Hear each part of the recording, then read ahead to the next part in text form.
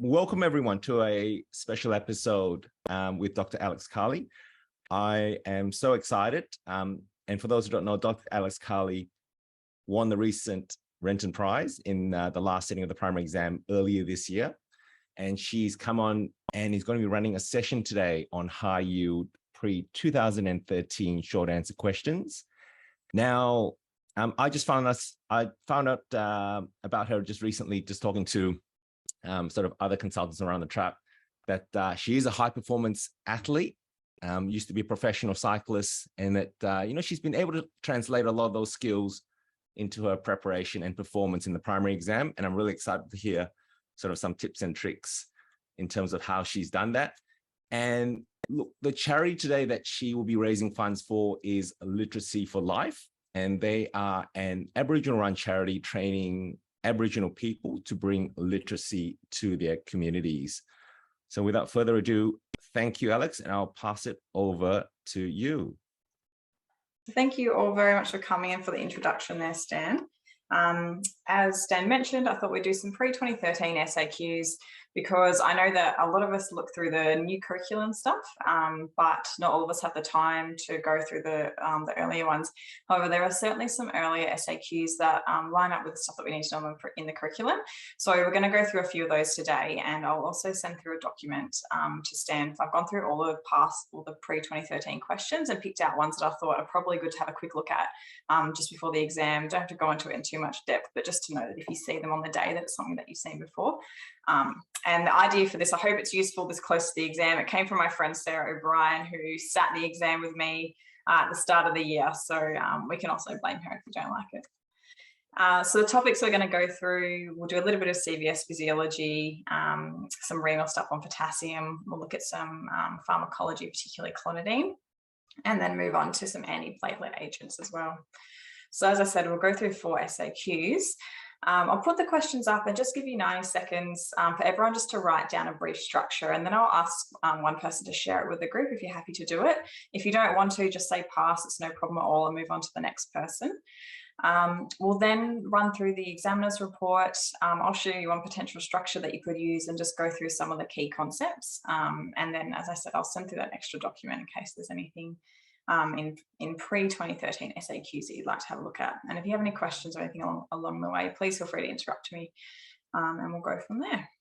So first question is asked in 2008 with a 45% pass rate, and it's about explain in physiologic terms the effect of severe aortic stenosis on myocardial supply and demand. It's only been asked once before, and they have asked about myocardial supply and demand obviously quite a bit, but the applied ones they've asked are about aortic stenosis and tachycardia.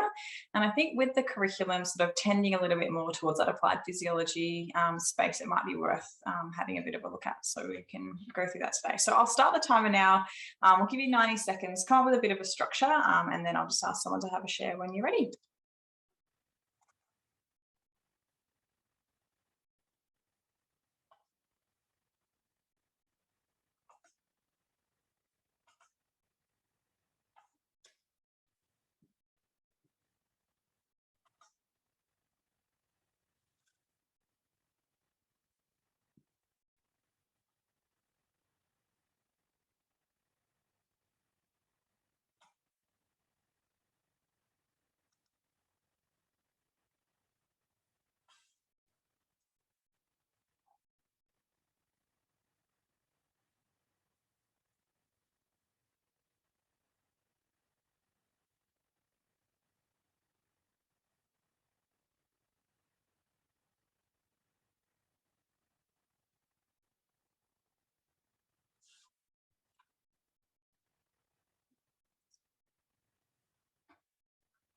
I'll just show you the examiner's report quickly now. So in summary of what they wanted a description of aortic stenosis and measures of severity, which is what you mentioned, Julia. Then the effects of aortic stenosis, particularly the effect of increased workload. They wanted you to talk about the law of Laplace there and compromised blood flow. And then additional effects of left ventricular hypertrophy on supply and demand, as well as on heart rate with things like atrial fibrillation occurring more commonly. And then the errors or things that they didn't like was confusion about pressure and flow changes, not noting that AS is a chronic condition, and speaking too much on the effects of anaesthesia or the signs and symptoms of aortic stenosis. So keeping that in mind, the structure that I thought that I would use would be to define severe AS, talk about the issues that it causes, and then I would just divide it into supply factors, demand factors, and then I would just put a little bit at the end on anaesthetic factors, because I think at the end of the day, it shows sort of a relevance and how it would affect our practice. So I'm just going to ask some other questions as we go along, otherwise it'll just be too boring to listen to me speak the whole time. Can you tell me how, if you know how severe AS is defined? And again, feel free to say pass if you don't want to answer this one.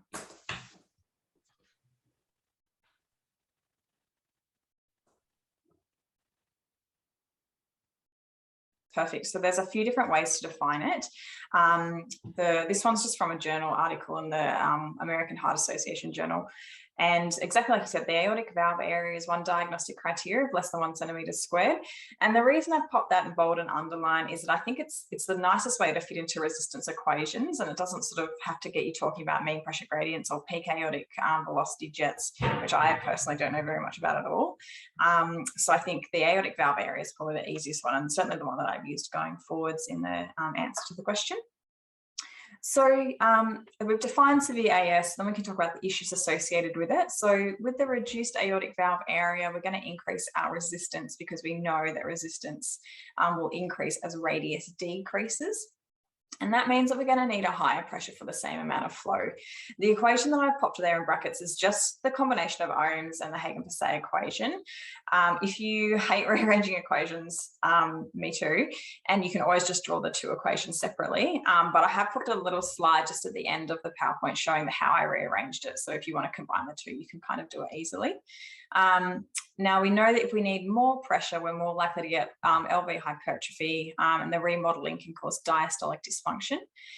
We can also get an enlarged left atrium as the pressure is transmitted to the atria, and then we can get pulmonary hypertension as well as a result. So are you able to tell me sort of about the normal percentage of cardiac output that goes to the myocardium? 5%, so it's about 250 mils a minute. And do you know about how much oxygen is taken each way around, so the extraction ratio that we see in the myocardium? Everyone has different numbers in their head, and the books all say different things. I choose 0.65 as my number, but 0.7 is perfect. Okay. And I think Julia mentioned that we're only really getting flow to the left ventricle and diastole, whereas the right ventricle is going to get coronary supply throughout the cardiac cycle. Now, this is just a table that one of the examiners from WA told us about during one of our tutorials, and he said that you need to sort of know this table back to front, upside down, in any way that it could be asked. I think the things that I mostly remembered from it were just the percentage of total cardiac output that goes to that organ or system per minute, and also sort of the rough flow in a 70 kilo man. This is from Ganong's Medical Physiology, chapter 31, so it's available on ANSCR if you want it, but I sort of had this in my notes as something that I wanted to remember before we went on. That's just a bit of an aside there. So we've talked about the normal supply of the myocardium, and just talking about the reason that we're only getting flow to the LV and diastole is just purely because of flow equaling the difference between aortic diastolic pressure and the LV DP, or the LV diastolic pressure. And in systole, that means that we don't have a pressure gradient, so we're not getting flow. However, in the right ventricle, where the pressures are lower, we can get flow throughout the cardiac cycle. So dividing it now into factors that affect supply and demand. So for supply, the factors that I think are probably more important is that if we have a higher LV and diastolic pressure because of the remodeling that we see, we're going to see a reduction in the gradient between the aortic pressure and the LV pressure, and therefore we're going to get less flow. We're going to get the LA enlargement, as we talked about, which can increase the risk of AF. And we know with a faster heart rate, we're going to get less diastolic time, and that will further compromise oxygen supply. And we're also going to have a thicker myocardium, which means that we've got higher resistance and a longer oxygen diffusion distance. And this all increases the risk of ischemia.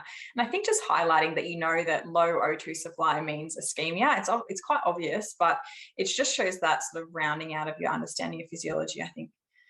And then in terms of factors affecting the LV, affecting oxygen supply to the RV, if we're having increased LV pressures, we'll increase our RV pressures, and this is going to cause remodeling and essentially all the same problems that we see in the left ventricle.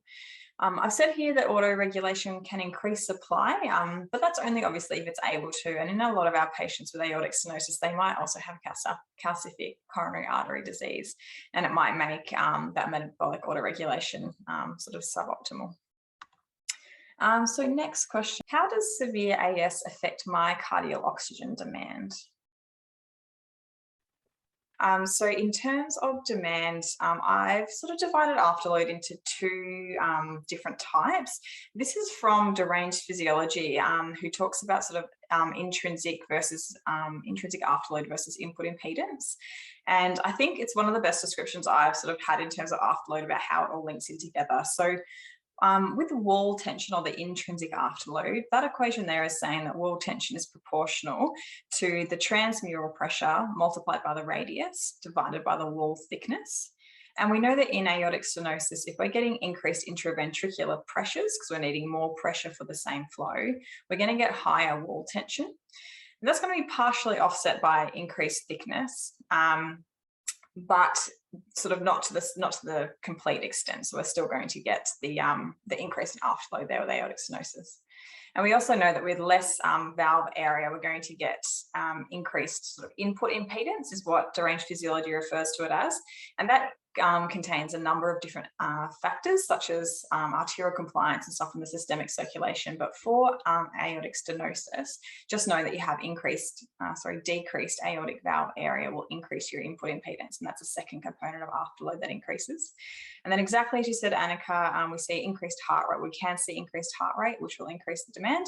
And with the LV hypertrophy, we're also going to see an increase in the basal metabolic needs for the tissues.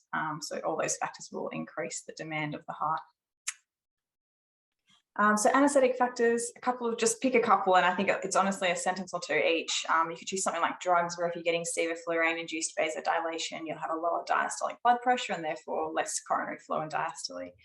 Or you could choose something like ventilation, where positive pressure ventilation will decrease LV wall tension but increase RV wall tension, and then just sort of go on to explain that the wall tension, as you've already mentioned, will affect the demand of oxygen by the heart. Other things you can obviously mention are surgical or pathology factors. Positioning is probably not as relevant for this particular example. So in summary, on one slide, this is sort of how I would go about structuring the answer. I define the severe AS with the aortic valve area. I'd go into the issues associated with severe AS, particularly causing hypertrophy, diastolic dysfunction, atrial enlargement, and pulmonary hypertension. Then I'd go into the supply and demand factors that we've mentioned, and then just end with one or two anaesthetic factors. Does anyone have any questions about that question so far? Awesome, because I've got the next slide is very important. So this is Charlie. I wanted to introduce you to him. He is a 3-year-old English Springer Spaniel who we're dog sitting for at the moment. And his hobbies include going for sunset walks and playing fetch. He mostly sleeps, but sometimes he acts like he's an active puppy. And I just happened to get this cute shot of him, so I thought I would share it with you guys. And one question in, hopefully this is how you're all feeling. You're sort of ready to go for the rest of the day for study. All right, question 2. It's been asked in 2007 and again in 2008 and 12. It's about renal handling of potassium. I put it in here because personally I hate it and I think it's confusing. So hopefully we can just kind of get it a little bit sharp and succinct today. So I'll give you 90 seconds to write a structure of how to outline the mechanisms by which the kidney maintains potassium homeostasis.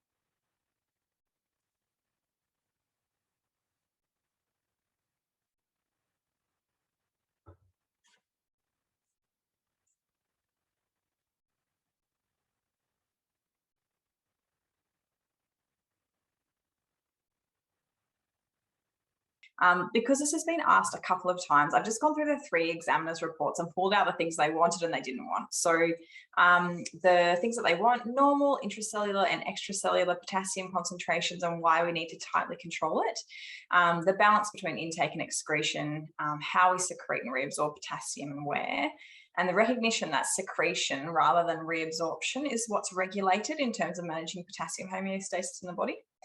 And then the additional marks were more detail about how aldosterone achieves its effects, how potassium hydrogen exchange happens in the tubule, and how much potassium is handled in each part of the nephron.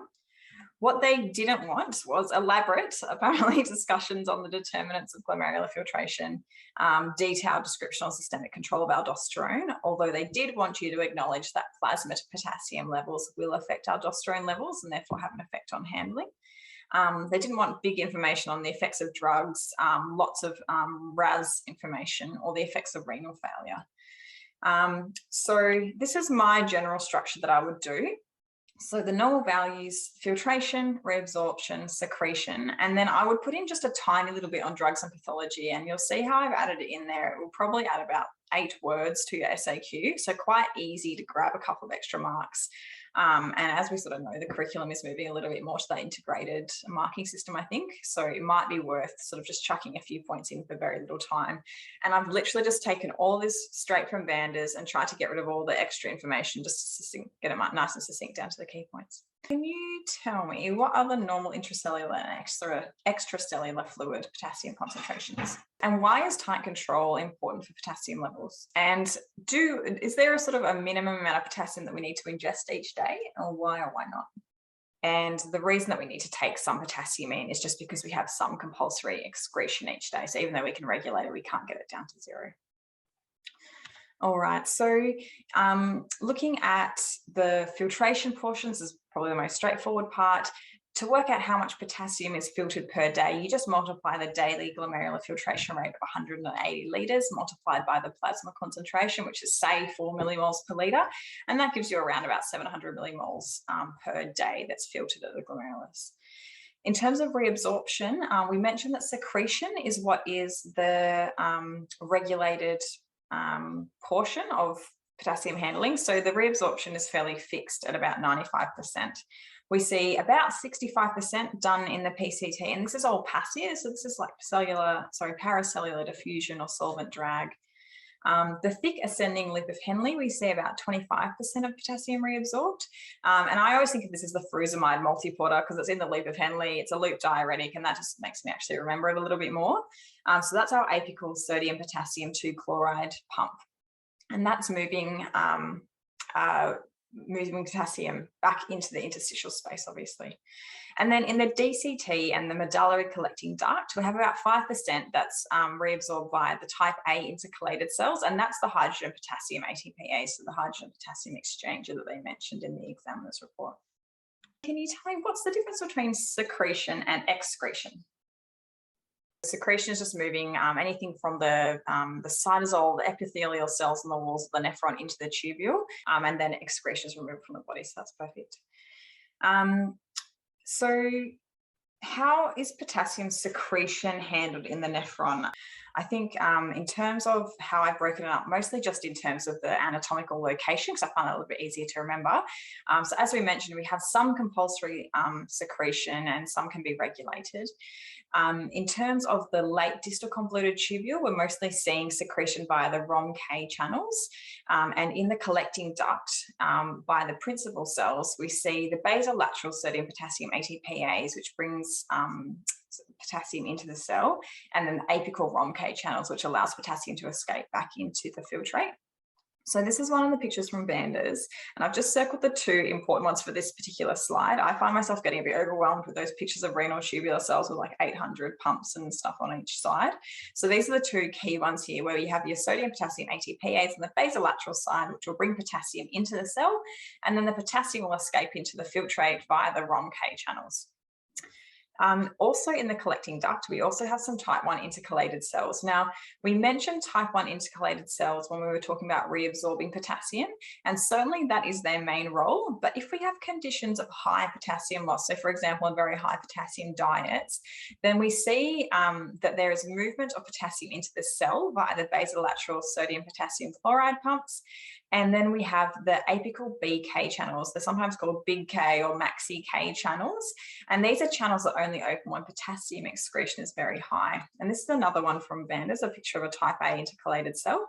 And you can see here the potassium being brought into the cell by the multiporter and then leaving into the lumen again via the BK channels. Now, we talked a little bit about aldosterone already. Are you able to tell me anything else that might affect potassium secretion, how it's regulated? So this is another diagram from Vander's. We've talked about aldosterone and angiotensin as things that affect secretion. And then there's also the plasma potassium levels and some other sort of less important things, I think, like GI hormones and high sodium delivery to principal cells. I think if you were going to choose just a couple to remember, because potassium handling wasn't your favorite topic in the world, I think if you mentioned these ones, that would be more than enough to get through the question. So the next slides are a little bit more detailed, and I don't think you need to remember all of the detail, but just in terms of how each of those factors play into potassium regulation. So dietary intake has the exact effect that you think it will, in that if you have low potassium intake, your body is going to retain potassium, and the opposite is true as if you have high potassium intake. It's the exact same that we see with plasma concentrations, where if you have low plasma potassium, you're more likely to retain K, and vice versa for high potassium. I think it is interesting that with the dietary intake, even though we can change our dietary intake obviously quite significantly, it's not associated with massive changes in plasma concentration for the reasons that Sarah told us before, that obviously we can't afford to have potassium sitting around at 11 for a while just because we ate heaps of potatoes. So the dietary intake does seem to have an effect on on renal handling of potassium, regardless of changes in plasma concentration. And I don't think it's entirely clear why. It might have something to do with GI hormones, but that diet is actually a separate point compared to plasma potassium. Aldosterone is another one we've already mentioned. So aldosterone causes potassium loss. There's a couple of mechanisms that it does that by. It will increase the sodium potassium ATPase, as Cara mentioned, and it will increase the potassium channels. And this is one where I think you can really easily add in just a pathology comment, where if you have hypoaldosteronism, you're going to get hyperkalemia. And so I think that's another way just to sort of round out your answer a little bit with just a very quick, it's a physiology answer, but it just has a little bit of pathology mixed into it there, and it's not much to add. The other factors we talked about were just the angiotensin 2, and angiotensin 2 causes potassium retention. So unlike sodium, where aldosterone and angiotensin have the same effect, they both cause sodium reabsorption, they have an opposite effect in terms of potassium. So angiotensin 2 will actually cause retention of potassium. And then the last point is just the sodium delivery to the distal nephron. So if we're getting lots of sodium delivered to the distal nephron, then we're going to secrete more potassium. We're going to lose more potassium. And this is the main way that we get hypokalemia with things like furosemide. So another way that you can really quickly add in your just a tiny bit of drugs without sort of writing a whole answer on diuretics, but just adding a little bit in there links really nicely to the physiology, and I think rounds out the answer really nicely as well. So on one slide, this is how I would structure the answer again, just to recap. So normal concentrations and why that's important, how it's filtered, how it's reabsorbed, and just a little bit of information on each of those things. Then in terms of the secretion, that it's the factor that we can alter, how it happens in the collecting duct using the principal and type A intercalated cells. And then just a little bit on regulation. And those ones where I put a little asterisk is just where you can put in the effect of, say, hypoaldosteronism or furosemide on the physiology there. All right, so this is another handsome photo of Charlie. It's probably more accurate of how you guys are feeling right now, but we are halfway. So press on, everyone. Does anyone have any questions about either the last question or Charlie? All right, we'll move on. So question 3, this is 2008, list the anesthetic related uses of clonidine. What are the effects of clonidine on the cardiovascular and central nervous system, and how are these effects mediated? There've been a couple of questions even earlier than this in 2003 and 1999 on alpha-2 agonists. They both had around 60% pass rates as well. But I think, I'm not sure in the rest of the country or New Zealand about how people are using alpha-2 agonists, but dexmedetomidine is definitely having a moment in the places that I'm working. And obviously clonidine is one of the best drugs ever. So I wouldn't be surprised if it does come up again. I'll give you another 90 seconds just to write a structure.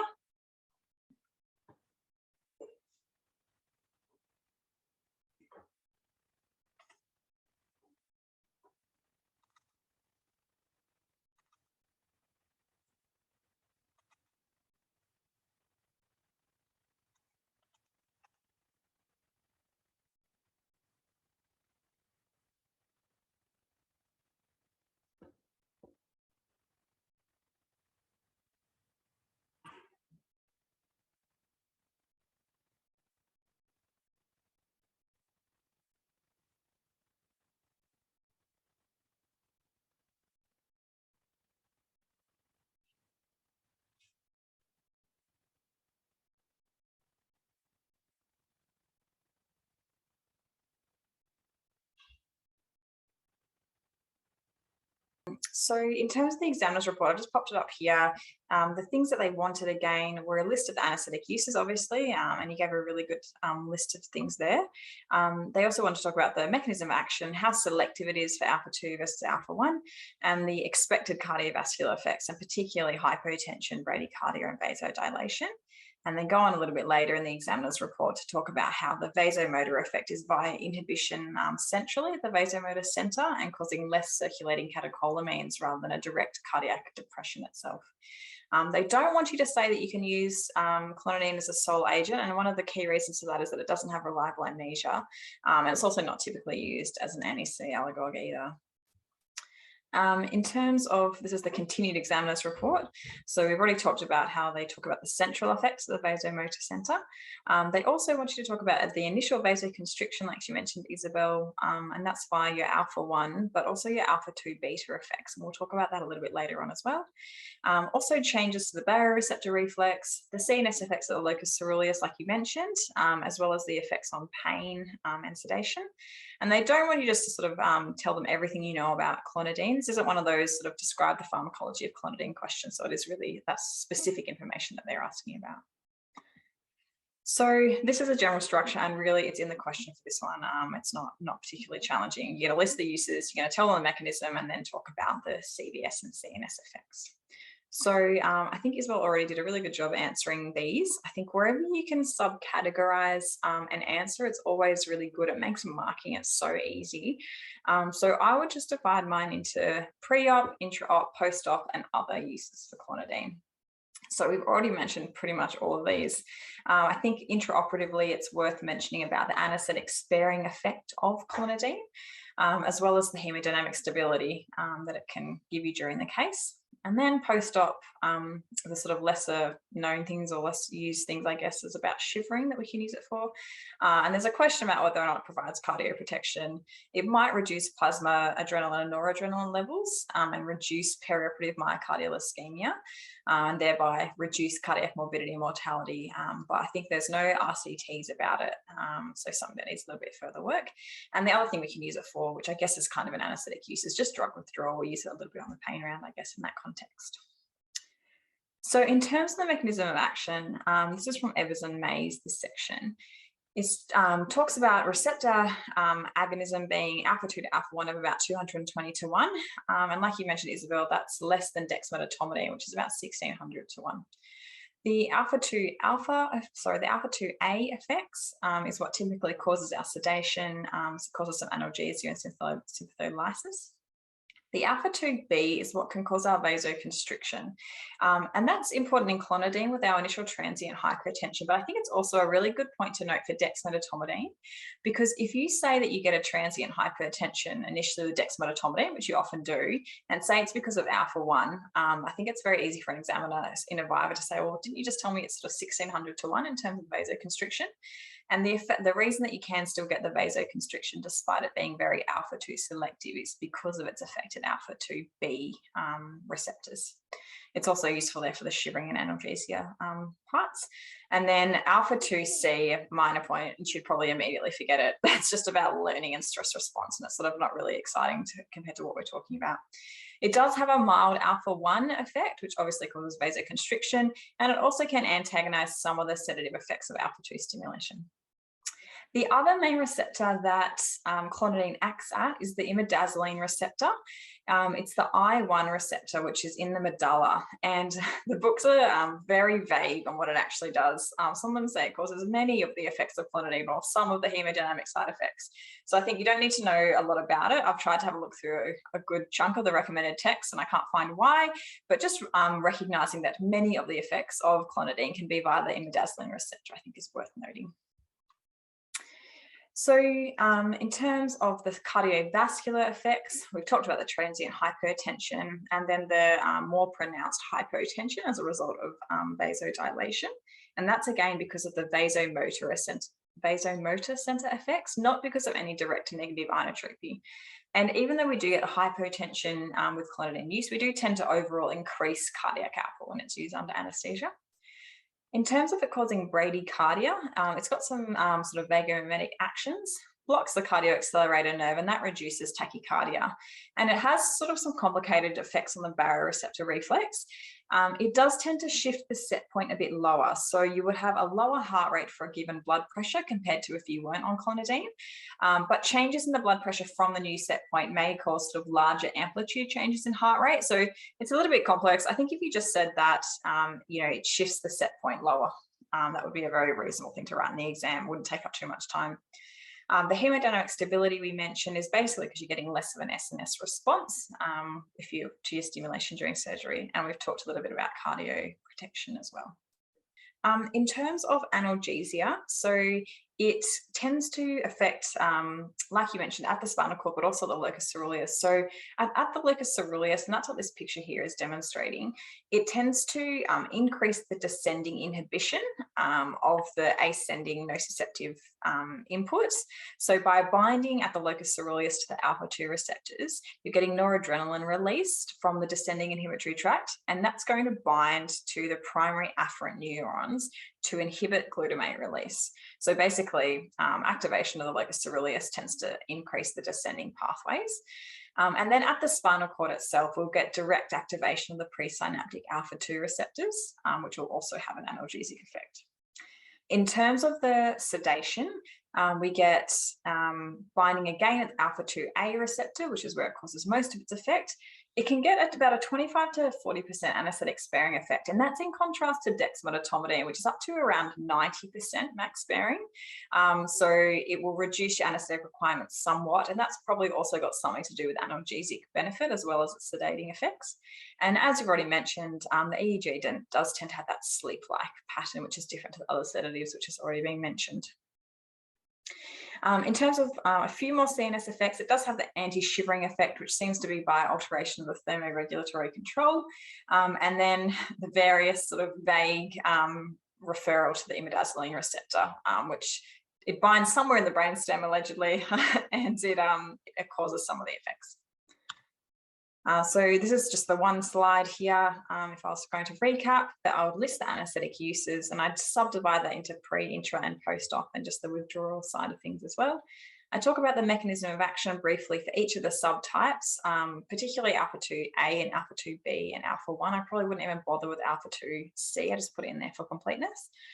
And then the cardiovascular effects. So you get your transient hypertension, your bradycardia, your more long-term hypotension, and the hemodynamic stability that we can see by SNS blunting.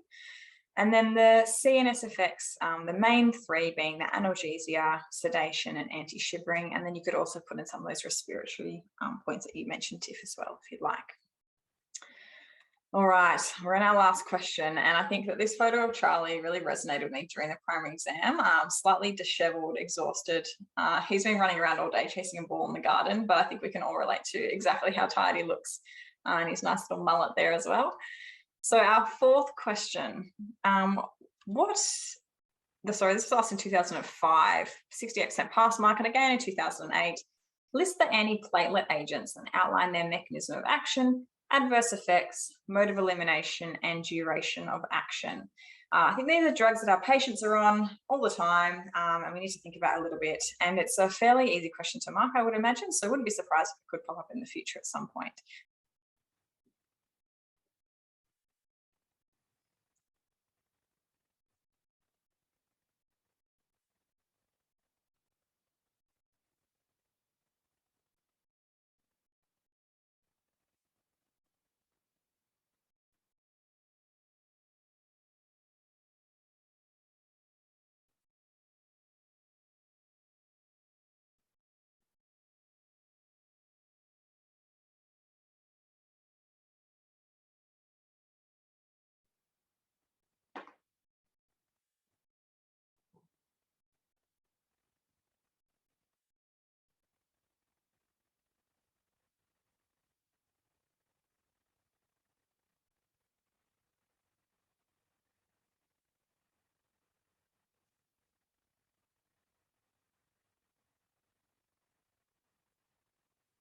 So I've gone through, because they've asked us a few times, again, I've just summarised the key points from both the examiner's reports. So the relevant agents they wanted were the COX inhibitors, the ADP receptor antagonists, the GP2B3A receptor antagonists, and phosphodiesterase inhibitors.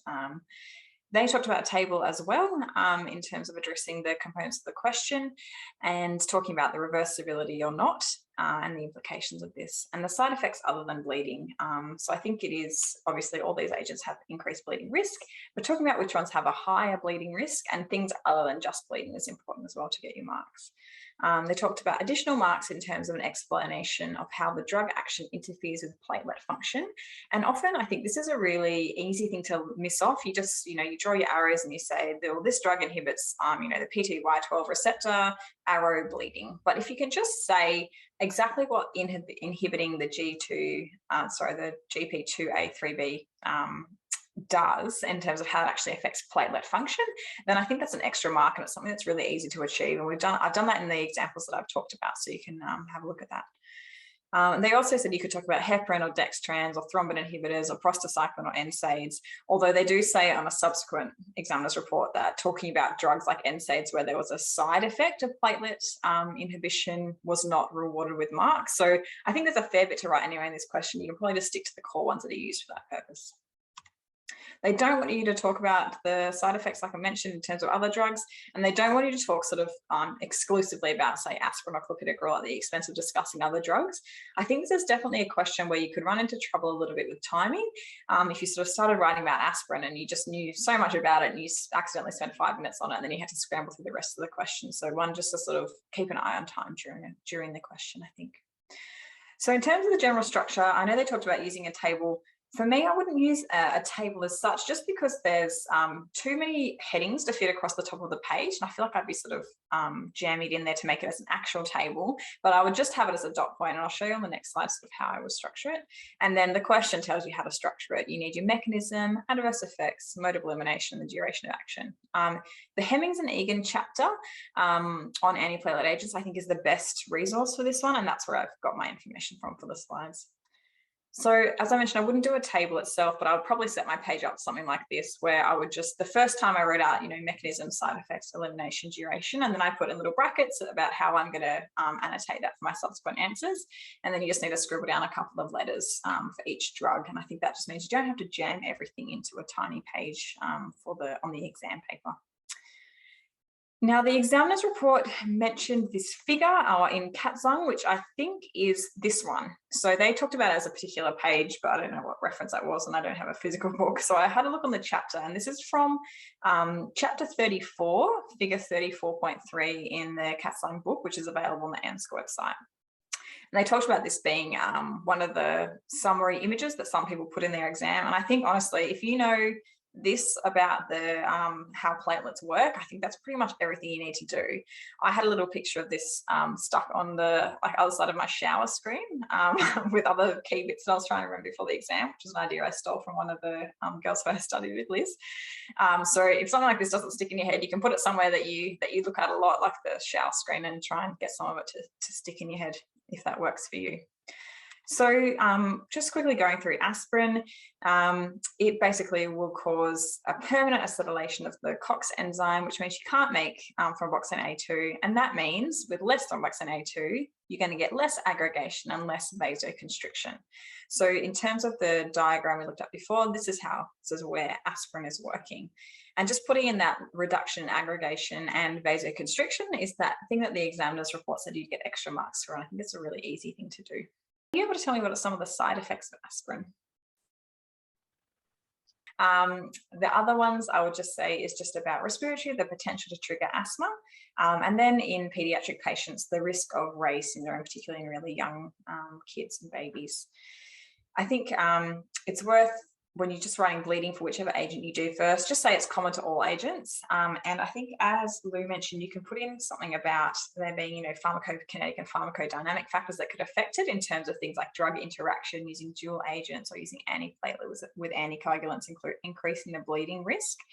But you don't need to keep writing that for every agent. So don't feel like you write clopidogrel and you have to say, oh, it increases your bleeding risk. Just write it once and say they all do it. And the examiner, I think, will tick it and move on.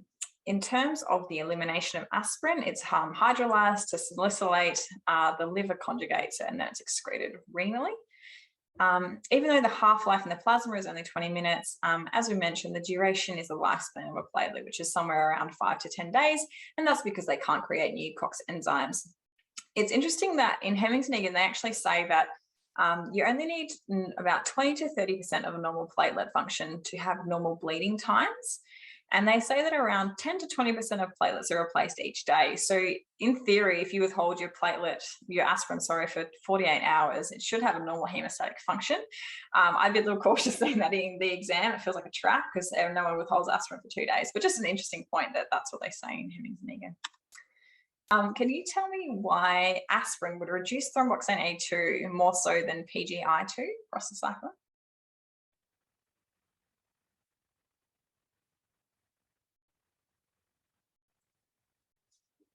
In terms of what I think Hemings and Egan say, they say that at the conventional antiplatelet dose, so that low dose aspirin are used in patients with ischemic heart disease, for example, we're going to see more COX-1 than COX-2 inhibition. And since thromboxane A2 is largely COX-1 derived and PGI2 is largely COX-2 derived, then we tend to get the inhibition of TXA2 formation rather than prostacyclin. And obviously that's desirable because prostacyclin is going to have antiplatelet and vasodilating effects. And this just explains why when you give aspirin, you don't sort of have the detrimental effects of losing your prostacyclin. And interesting that prostacyclin is actually COX-2 derived most of the time. So even like it's not, you don't sort of need the inflammation or anything. It's from the shear stress that you see in the vessels that you can get prostacyclin formation from COX-2. So anyway, it's a little interesting fact. Then we move on to I've moved on to the ADC receptor antagonist. So clopidogrel is probably the main one there. I think importantly for clopidogrel, it's a prodrug. So it needs to be converted to its thiol metabolite in the liver, and the enzyme is 2C19. Probably one of those ones that might be worth remembering, just some of those pharmacogenomic changes. That causes irreversible inhibition of the P2Y12 receptor, and that's an ADP receptor. That means you can't express your GP2B3A receptor, and that means that you can't bind your fibrinogen properly, and then your platelet aggregation suffers. So on the first diagram again, your clopidogrel is acting at the bottom there. So by inhibiting that P2Y12 receptor, you're not exposing your 2B3A receptor. The main side effects of clopidogrel, and I think probably one that's really important to mention, is failure. So if you have a 2C19 polymorphism, which is sort of not super uncommon, you get failure of your clopidogrel, and obviously that can increase your risk of ischemic events. You can also get marrow-suppression. In terms of the elimination, it's lost both the GI tract and in the renal, in the kidneys. And the duration of action is, again, typically 5 days, which we get our patients to withhold for that long pre-op. Tell me, what other P2Y12 antagonists could we consider if we had clopidogrel failure? Yeah, I had ticagrelor. Ticagrelor, yeah. But yeah, no, prasugrel is another one that you absolutely can use. It also has enzymatic conversion, but it's a different enzyme. So you could go right ahead and do that. And like you said, do not go away and learn everything you need to know about prasugrel. I don't even know how to say it, or ticagrelor. I think just knowing that it exists and its class is more than enough. Can you tell me, what are some of the GP2B3A antagonists?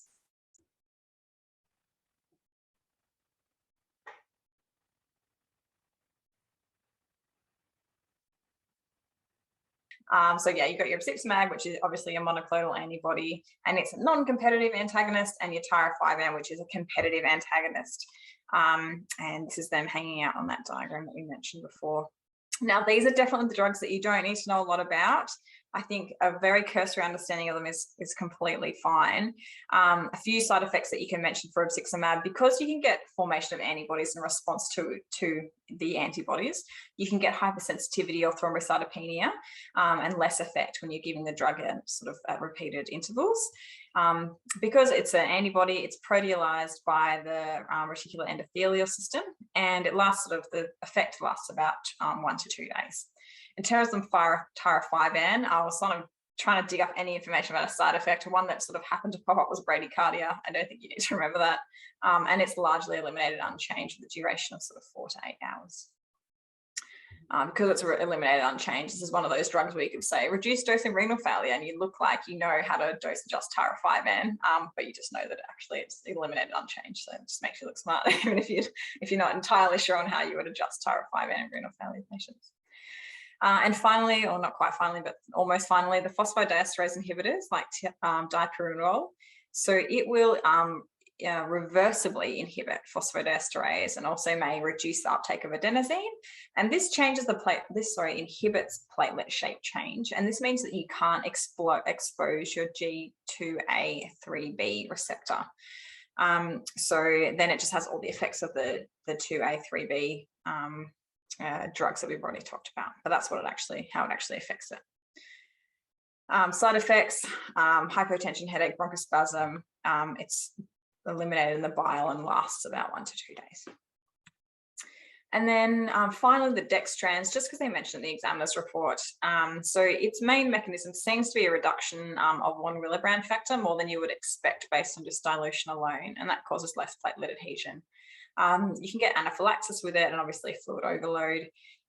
It's broken down slightly hepatically and then renally excreted. I couldn't find anything about the duration of action, so I don't know. I listened to all the recommended texts, I guess until it leaves your body, but I'm not exactly sure, sorry.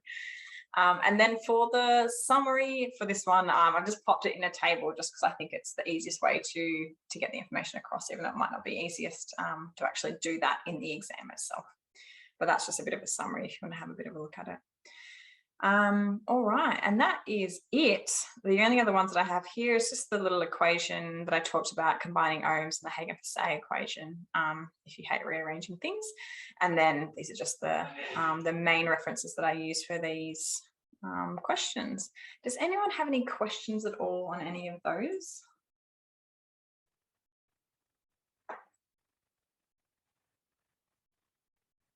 Awesome. Well, thank you all very much for having me and for joining in and answering the questions. That made it go a lot faster. I'll be thinking of you guys on the 16th of August. I'm sure it'll all go really well. So I'll keep my fingers crossed for you. Keep up the hard work. You're nearly done. And I look forward to partying, especially the WA guys post-exam. Hey, Alex, just before you go. Yes. Everyone wants to know, the last 2 weeks before the exam, what did you do?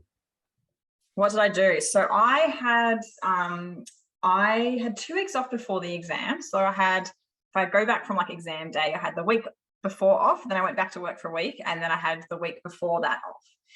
So when I was at work, I was harassing any boss who would listen to me, going in with I think I was at that point taking in my Brandis book, because I found that easiest just to give to a boss and ask them to ask me questions.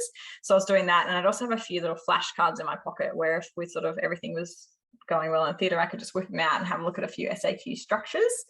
And those are sort of the main ways that I found to use my theatre time when I was still at work. And then when I wasn't at work, I would be doing some questions. So just trying to, I'd gone through a lot of my flashcards in advance and chosen the ones that I knew that I found really hard. And I would just pick those ones out and try and answer them, and not full sort of 10-minute answers, but even just a couple of minutes to get the structures down.